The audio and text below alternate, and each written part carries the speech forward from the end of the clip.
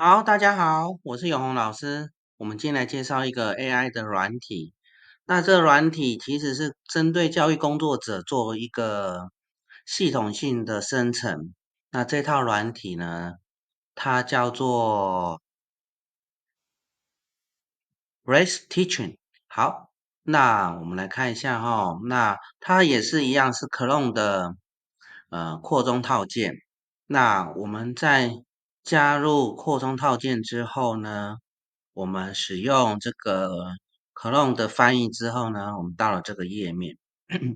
那它有一些，譬如说针对回馈性的产生器啦，AI 示范的产生器啊，以及测验的产生器，这里有很多，例如什么课程计划啦，那有打这种有些是免费的，那有些是要付费。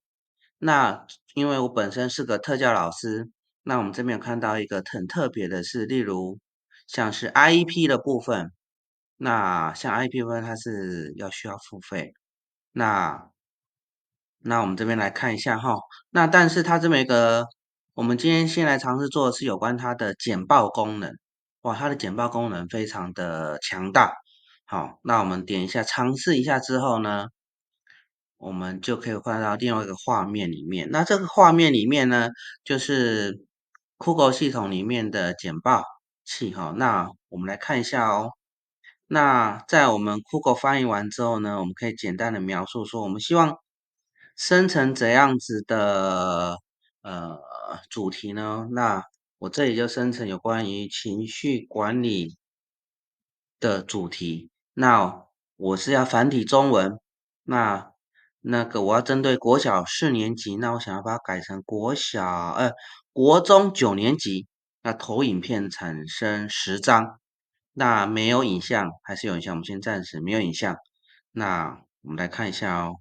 哦，那我们来看一下，那我们这边按一个轻快的按下去之后呢，哇，我们稍微等待一点的时间呢，可能就会马上它产生出，呃，我们每一页产生出它需要的，讲解的一些投影片。哇，我们来看它生成的速度其实非常的快速。那也对于教育工作者来说，其实你突然间准备上台需要一些简报的话，它可以马上生成。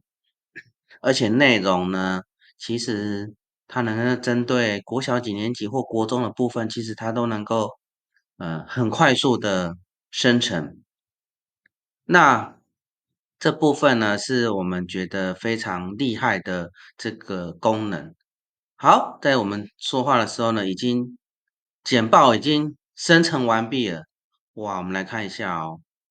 它几乎每一页的内容呢，其实都蛮贴近，跟内容其实我们可以说几乎都达到60分到80分左右的内容，所以这些内容呢，其实都能够在教育现场能够马上使用。